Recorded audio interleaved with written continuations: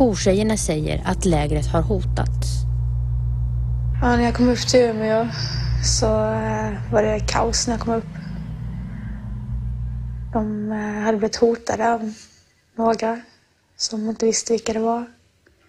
Vem sa det här till dig? Det sa de som var föreståndare för Bellas vänner. Vilken typ av hot menar du? Det vet jag inte redigt. Men sen blev man ju mer och mer rädd. Man hörde liksom att man kunde bli dödad, man kunde liksom bli utsatt för andra saker. Och att man kunde bli torterad, man kunde... Ja, de var farliga helt enkelt. Vad hände med det här lägret då? Ja, det blev inget läger överhuvudtaget. Det blev en flykt. Kursgården lämnas under tumultartade former. 3 av ledarna för lägret tar med sig Caroline och en annan flicka som vi kan kalla Anna. Caroline säger att hon inte vill följa med, men inser snabbt att det inte är upp till henne själv. De tar hennes mobiltelefon och säger att hon inte får ta kontakt med någon. Jag bara får åka hem och jag bara får gå ut. Men det var för farligt. De blev arga på mig och liksom tyckte inte jag tog situationen på allvar. Flykten börjar och Caroline är med, trots att hon fortfarande inte vet varifrån hotet kommer. Och nu börjar hon bli rädd för jourtjejerna. De var inte stabila för 5 öre. De liksom tappade kontrollen. De blev jättearga och skrek och det var obehagligt. De hade med sig knivar när vi åkte från Umeå. Och det tror jag inte en vanlig människa som är stabil hade haft med sig. Och de hade med sig en massa tabletter och alltså det blev så konstigt. Vad skulle de ha knivarna till? Om de skulle komma och ge sig på oss. Och tabletterna? De skulle ha till oss så vi skulle kunna sova och hålla oss lugna. De som ska beskydda Caroline och Anna under flykten är 2 medlemmar i Bellas vänner och en känd feminist. Caroline känner ingen av dem. När de söker skydd på en kvinnojour utanför Stockholm tror hon fortfarande att det snart ska vara över. Och då åkte de från Bellas vänner. De åkte iväg på massa möten på dagarna med den ena tjejen då. Och de pratade, de skulle hitta hjälp så vi kunde ta oss vidare. Och då satt jag inlåst med någon tjej som vaktade mig då. Varför skulle du vara inlåst? Det var för farligt att gå ut.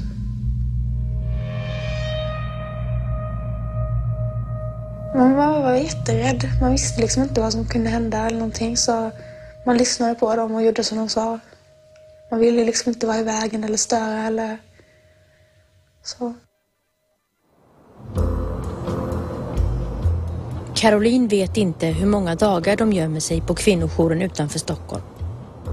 Men plötsligt får hon veta att Sverige är för farligt. De måste ut ur landet och flykten fortsätter till Norge. Och nu får Caroline veta varifrån hotet kommer. Ett mäktigt pedofilnätverk. Medlemmarna är högt uppsatta män. Politiker, företagsledare och domare. Och de är satanister. Anna är ett av nätverkets offer. Nu vet pedofilerna att Bellas vänner är på väg att avslöja vilka de är. Och därför måste alla tjejerna dödas. Den här föreställningen om mäktiga nätverk som förgriper sig på barn i satanistiska ritualer är väl spridd inom Brox. Har du träffat flera offer för rituella sexuella övergrepp? Ja, men alltså, det har säkert de flesta kvinnojourerna mött. Alltså vi har ju en stor grupp kvinnor som vi brukar kalla för gömda kvinnor. Det finns särskilda kafékvällar där jourkvinnor riktar sig specifikt till offren för rituella övergrepp. Bilden av satanistiska ritualövergrepp spreds inom rörelsen i början av 90-talet. Inte minst när den kontroversiella forskaren Eva Lundgren började hävda att detta var ett utbrett fenomen. Att det är en del organiserad verksamhet omkring sexuella övergrepp och rituella övergrepp, det är inte jag i tvivl om. Och att detta ofta också är kopplat till kriminaliserad verksamhet, pornografiska framställningar, vapensmuggling och en del sådana kombinationer. Det är jag också helt övertygad om. Och också att det är ett mycket större fenomen än det annars. Men det som är riktigt illa att tänka på omkring detta, det är ju alla de unga människorna och barnen som är involverade i detta här. Bellas vänners hemstad Umeå hade i början av 90-talet också skakats av satanistanklagelser. En ung kvinna anklagade med Umeå kvinnojours hjälp först sin pappa och till slut över 20 andra personer i Umeå för rituella övergrepp. Samtliga utpekade friades från anklagelserna. Men på Umeå kvinnojour var man ändå övertygad. Bara för att man inte kan bevisa att saker och ting har skett så innebär det ju inte att man kan säga att en persons trovärdighet är förstörd. Det är mycket som vi inte kan bevisa som händer och sker. Och nu är det nästa generation lika övertygade jourtjejer som är på flykt med Anna och Caroline. I Norge får Bellas vänner hjälp av den välkända ledaren för de norska kvinnojourerna, Tove Smådal. Det jag fick besked om var att det var kvinnor på flykt. Och denna person har ju jag stor trovärdighet till, och när hon säger att här är det livsfarligt och dessa tränger beskyttelse, så ställer man inte fler spørsmål. Då bara tänker man säkerhet. Tove Smådal vill inte avslöja namnet på den person som ringer. Men samtalet kommer från ett svenskt departement och gör att hon agerar direkt. Och Tove Smådal är användbar för Bellas vänner.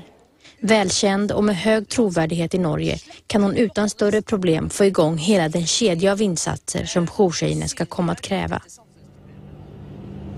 Det första samtalet går till byn Kongsberg. Här på kvinnojouren hade man aldrig varit med om sån dramatik som när de 5 tjejerna kom på flykt från Sverige. Allt var hemligt. De som jobbade här fick bara besked om att det var hög beredskap, och då ville gärna hon som då var fungerande ledare ville gärna ringa politiet, för det är vanligt när vi får in kvinnor med hög beredskap så ringer vi till politiet för att säga att vi har inne något som kan bli vanskligt, och det fick vi inte lov till. Enligt Bellas vänner är det satanistiska nätverket så mäktigt och har sådana förgreningar att man inte ens vågar kontakta polisen i Norge. Samtidigt menar de att det är risk för att kvinnojouren när som helst stormas av de män som är ute efter att döda svenskorna. Caroline och Anna hålls inne på rummet och mår märkbart dåligt. Pratade ni med varandra någonting? Ja, fast inte så mycket. Vi fick oftast inte vara själva. Det var alltid någon som var med, och då var det lite svårt att komma in på samtalsämnen. Vad ville du säga till henne? Jag ville fråga henne vad vi gjorde här. Jag ville bara åka hem. Det var det enda som snurrade i mitt huvud.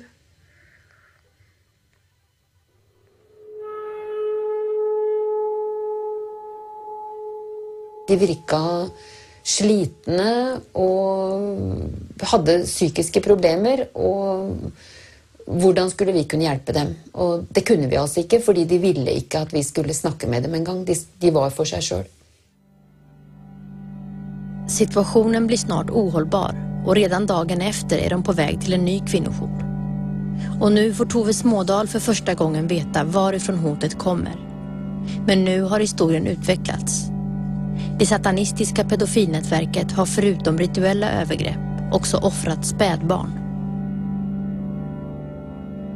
De snackar ju också om att i vissa miljöer så födde någon jenter barn som blev offra, och att de kanske trängte en del av dessa jentorna som då var modna och kunde föda barn. Alltså att det här pedofilnätverket ville att flickan skulle föda ett barn åt dem. Det var väl påstående om att hon hade också fött ett barn.